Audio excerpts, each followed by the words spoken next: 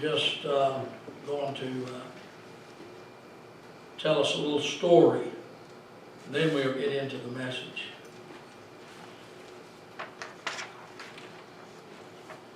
The young son came to his father.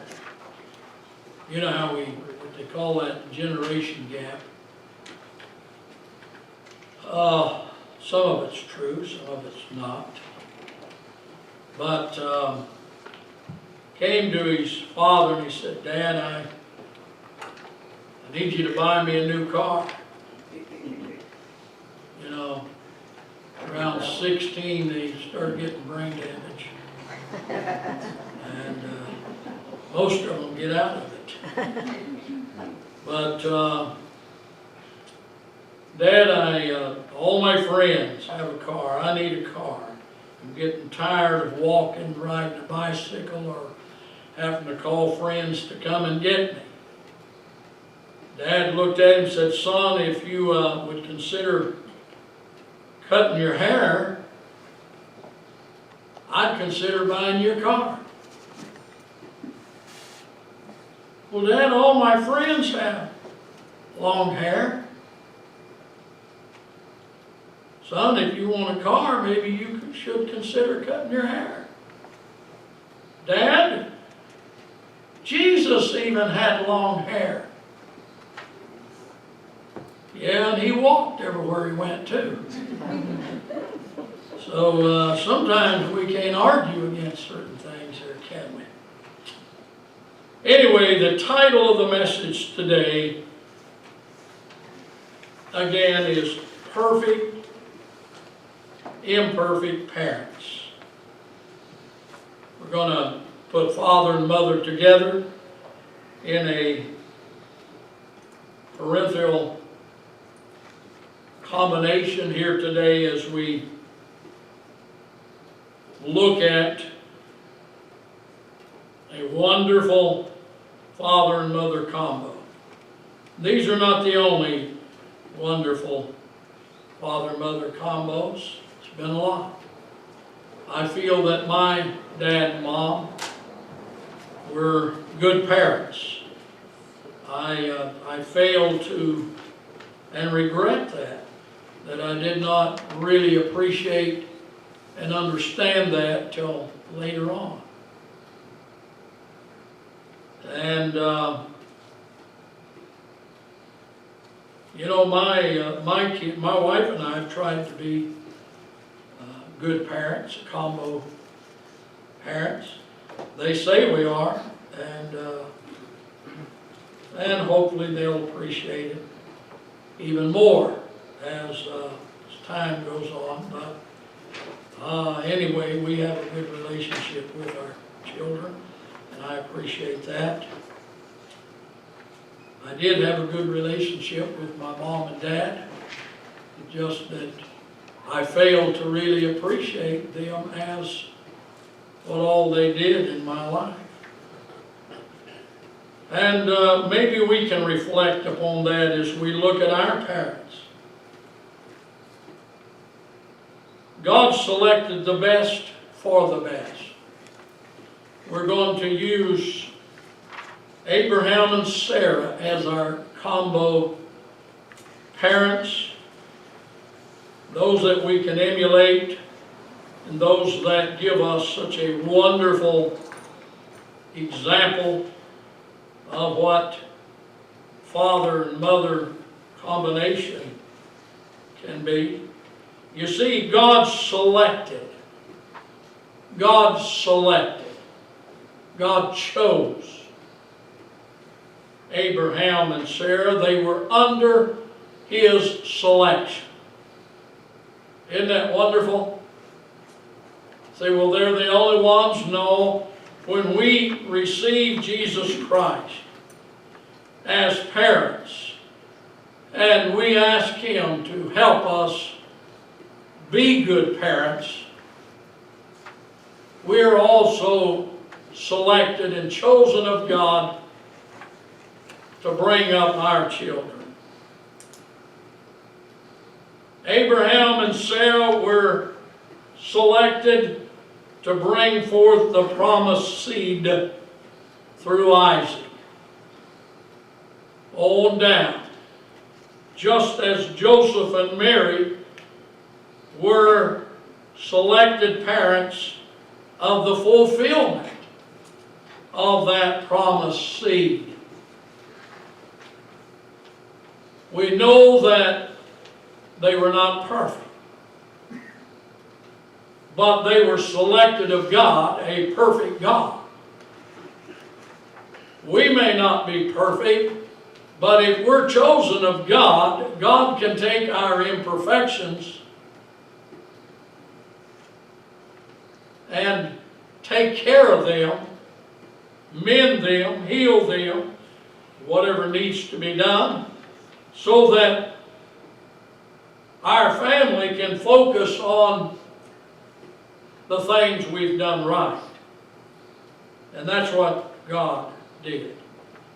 So we're going to go back to the 18th chapter of Genesis, 17 through 19. And reading still in our notes, the fact that Abraham and Sarah lived by faith does not mean that they were any less human, because over and over again they made a mess of things and had to depend upon God to rescue them and to heal their situation. Genesis 18, I'm going to read the 17th and then the 19th, or the 18th chapter, 17 through 19. And this is God Himself expressing His feelings toward Abraham.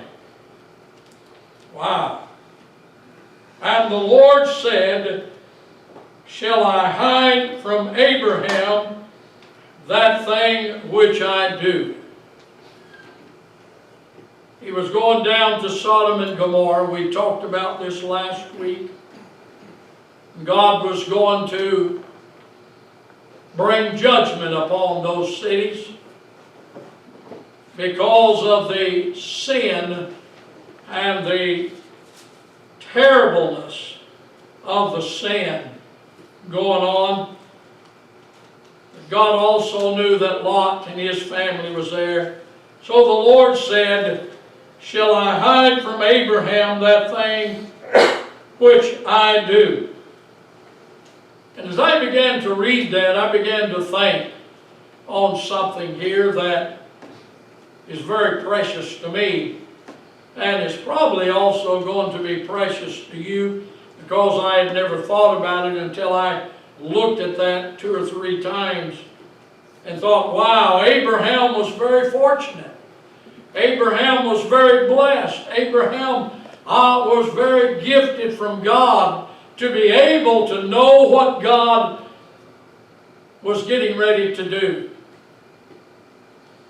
But yet God gives to us the same thing.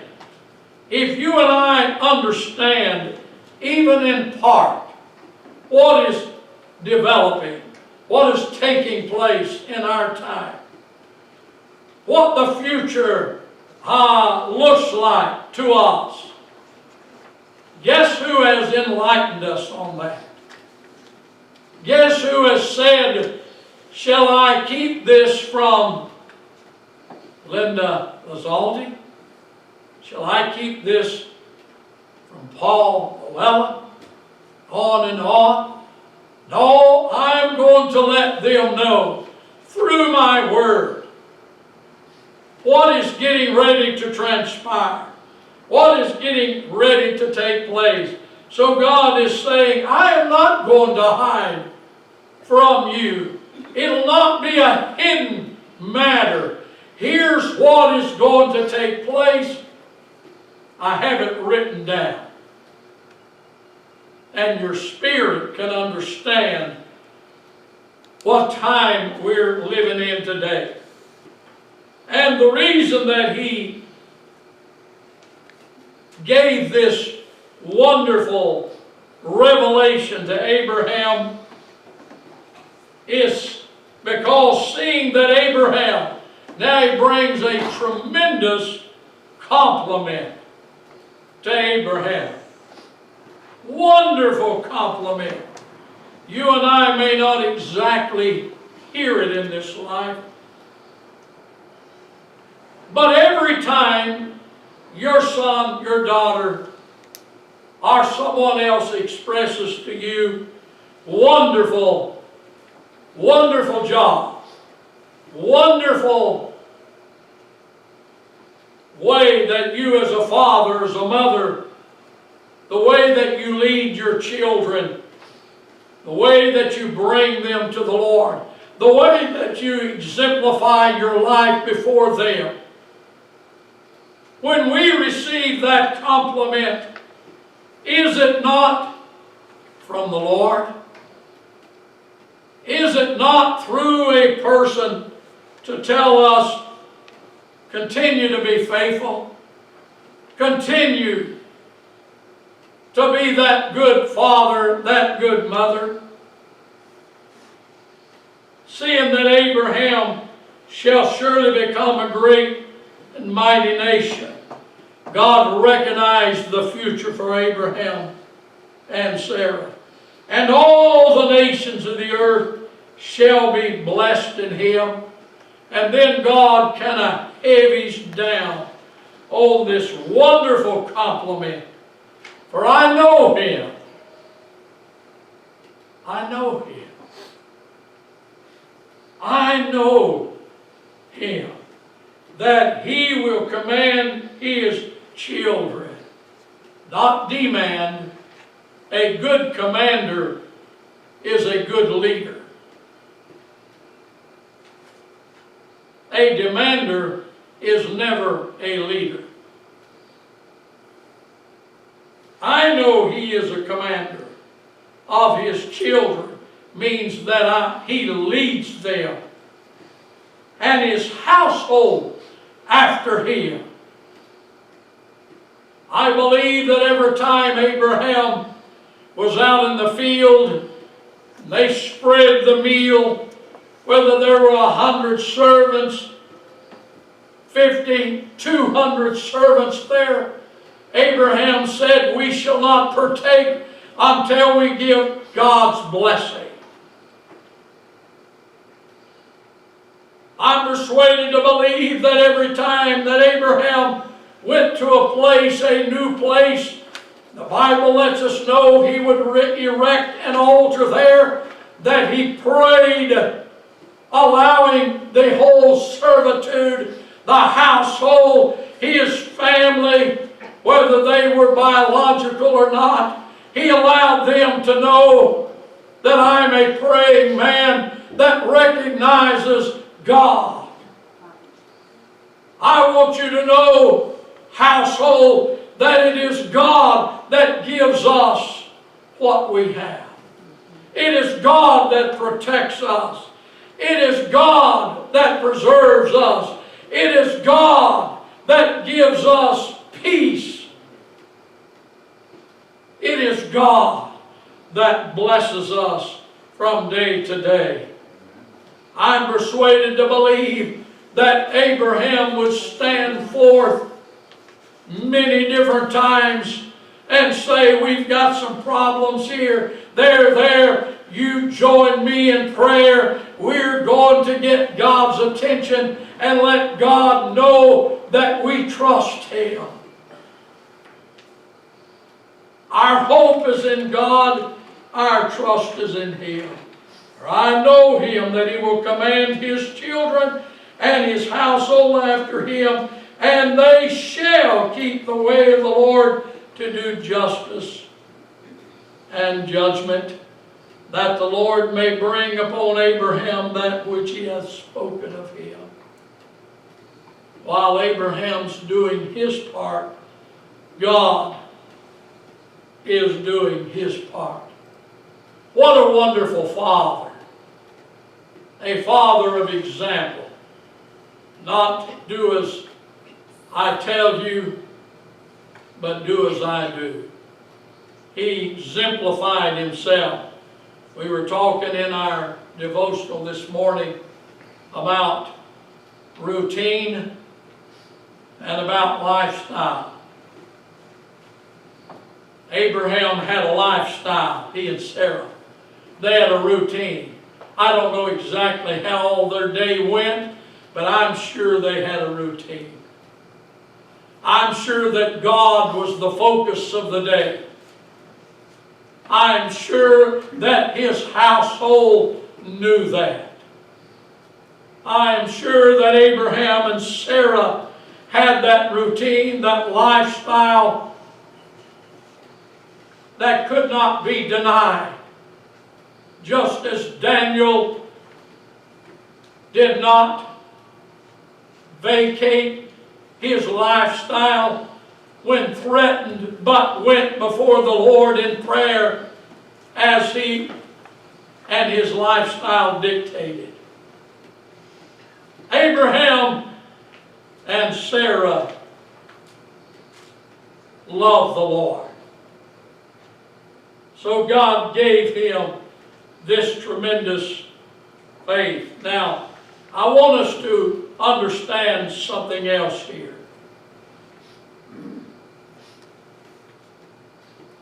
That Abraham not only was an example of a father in his lifetime, but the Bible lets us know that he is the father of our faith. He fathered our faith. I know our faith is in Jesus Christ. Just as Isaac's faith was in God and not just in his father. But Abraham has become our father also. He and Sarah brought forth the promise of the seed, Jesus Christ. This Emmanuel, this wonderful Father that we have. Father means more than just biological. We have others that have fathered us in many different ways. Just as the Father, the Son, and the Holy Ghost, Jesus himself fathered us in our redemption, in our resurrection, didn't he? Now the Bible goes a little further, and I want to go to Hebrews, the 8th through the 12th verse, and then we're going to come back to Genesis. But Hebrews, the 8th through the 12th verse. We're still talking about these wonderful examples, and their life lives on. You'll find in the 11th chapter of Hebrews, called the faith chapter, the great Hall of Famers of faith are in there. I want to start at the 8th verse, and then we're going to go through actually the 12th verse. By faith Abraham, when he was called to go out into a place which he should after receive for an inheritance, obeyed. And he went out not knowing whither he went. Well, how did he do this? The Bible tells us. By faith. By faith. How am I to live for God? How am I to be pleasing to God? How am I to understand and to be able to walk with God? By faith. By this he sojourned in the land of promise. I want you to underline that word, sojourned. As in a strange country, dwelling in tabernacles with Isaac and Jacob, the heirs with him of the same promise. No permanency in this life. They lived a migratory life. That was their sojourning. Different places. They lived in tents. These great men of promise, these great women of promise, where did they live? In Jerusalem? In palaces? No, they lived in tents. The promise came through tent dwellers.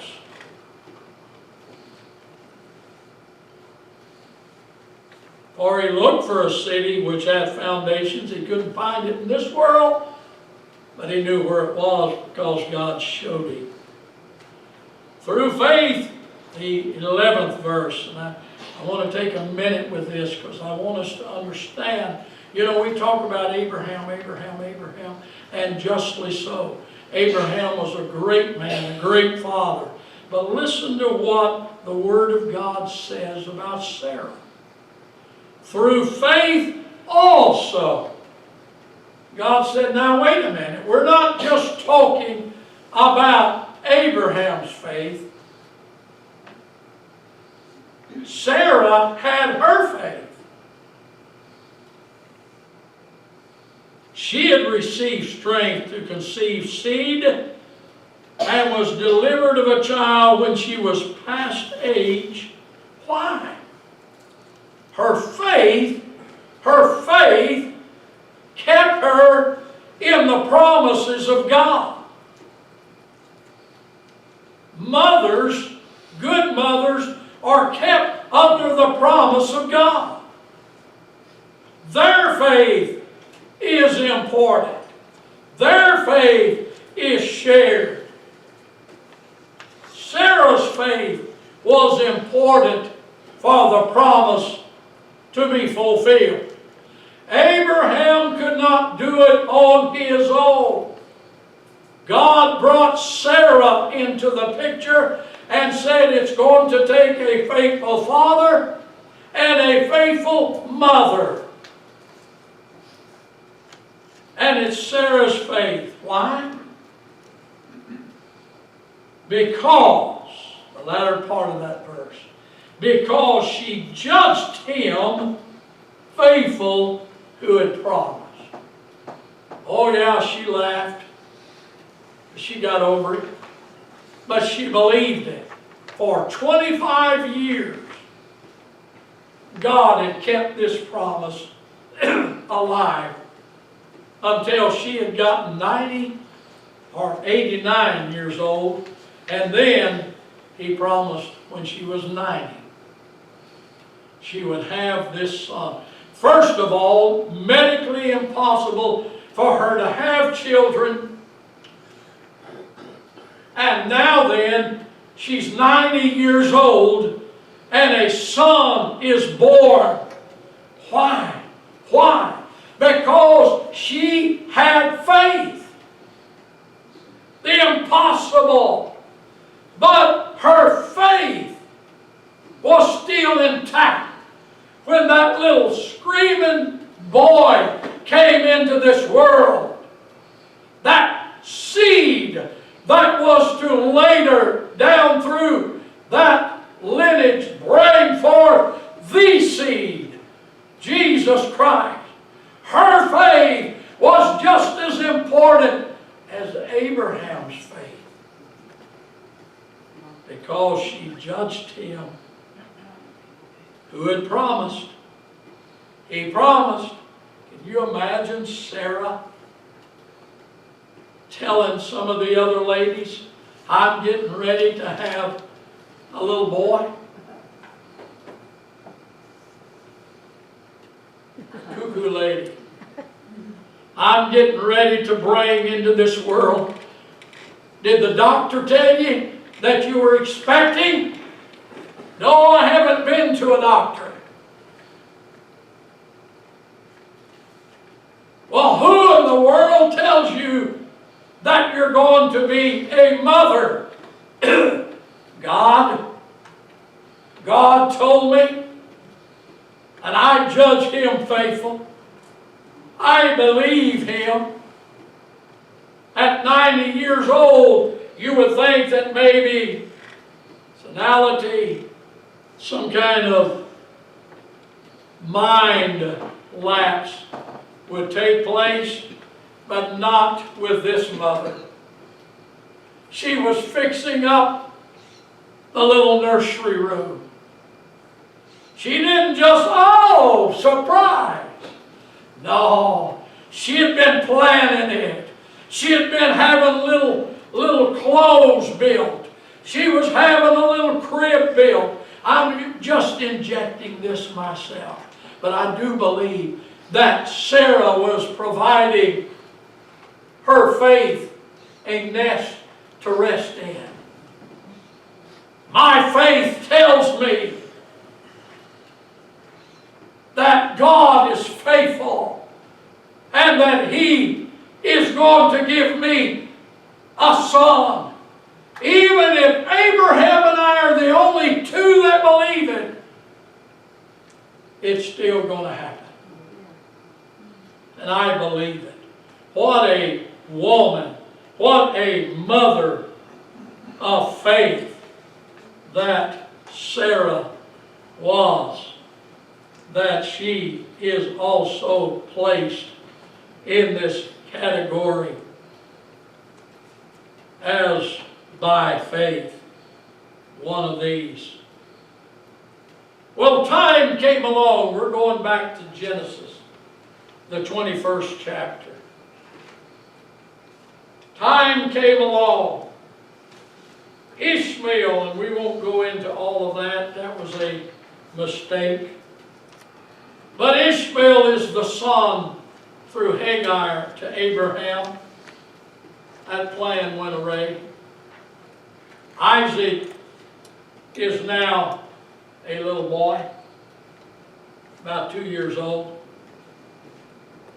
They're out playing, and Ishmael is teasing him. God reveals something to Sarah that Abraham doesn't quite understand yet. But Sarah does. And Sarah, she gets the picture, the revelation. And she goes to Abraham and said, Abraham, things are not going to work out here. I see what's taking place. This is not God's plan. It's not planned for Isaac. You're going to have to send Hagar and your son Ishmael, you're going to have to send them away. They've got to be separated. She told Abraham that. Can you imagine this woman of faith, and you're thinking, well, you don't talk to a patriarch like that. Well, Sarah had such faith with God that God opened the door, and here she is. She said, wait a minute, we're a team, we need to talk. You know, sometimes some men miss out because they don't take the advice of their wives. And vice versa. But you know, sometimes God works through godly women to help us in our situations. Isn't that right? I found that to be the case in our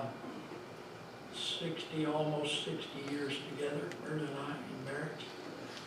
And sometimes I don't see it perfectly. She sees it better than I do. So here we sit down and we talk, and it works out better when I began to see it also through her eyes. But Abraham, this disturbed him. This really crushed him. I can't send my son Ishmael away. He had bonded with him. He's probably around 14 years old now. And he said, this is a terrible thing you're asking me to do. I think you're a little bit on the selfish side or whatever. I don't know what all he told her. But he was taken back by it. And Sarah said, no, it's not going to work out. I'm going to tell you right now, it won't work out. Abraham said, yeah, we'll make it work out. I don't want to send my son away. Ishmael, my son. She said, Abraham, I'm telling you right now, it's not going to work out. You need to send him away.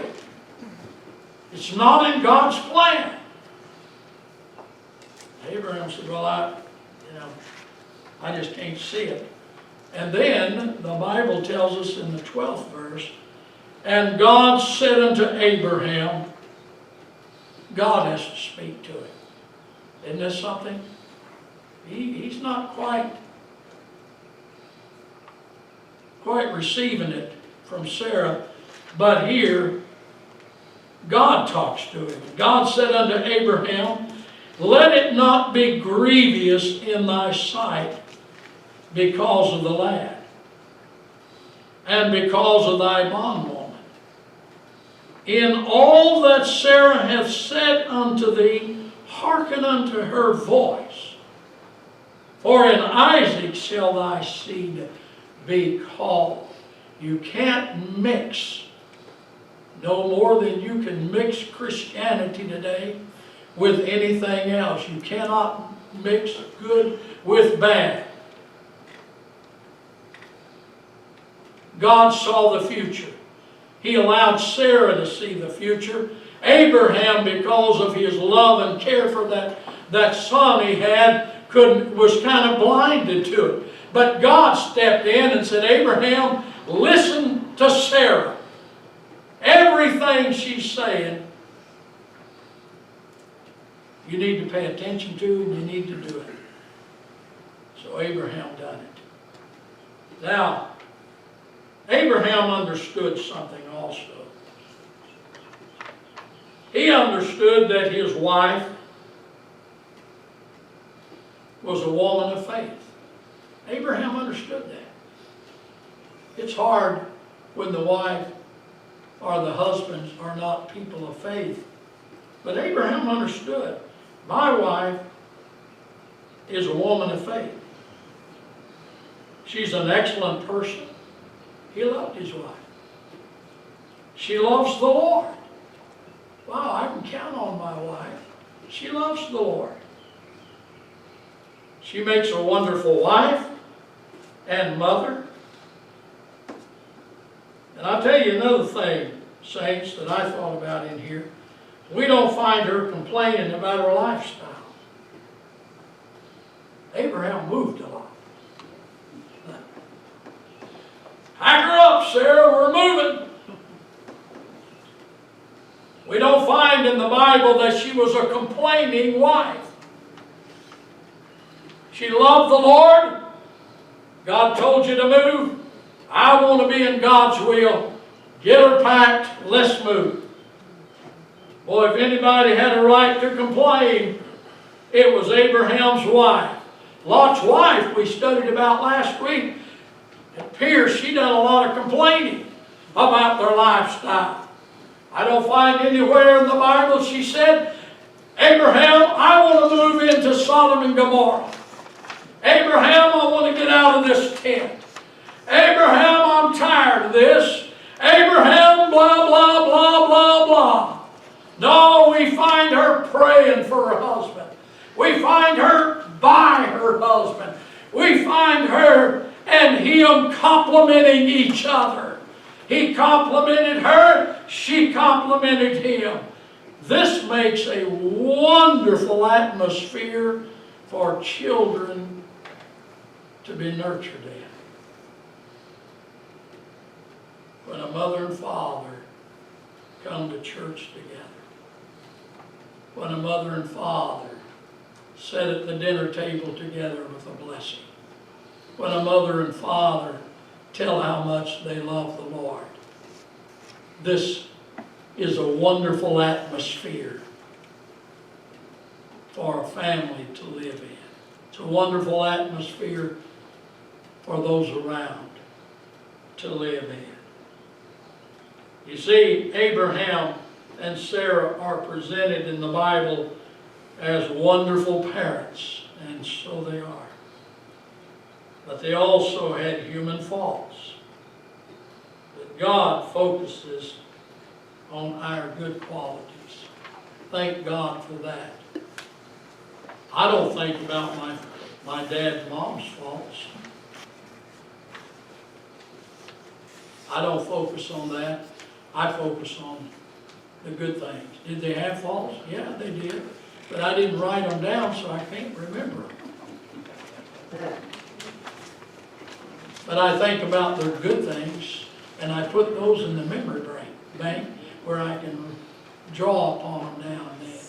I want my children not to remember my faults, but to remember the good things that we did. And that's a wonderful thing that God allows us to do, isn't it? So we have here these wonderful, wonderful. We're going to have a song. Did I throw you off guard? You did. I did? I thought you did. Sorry, Paul.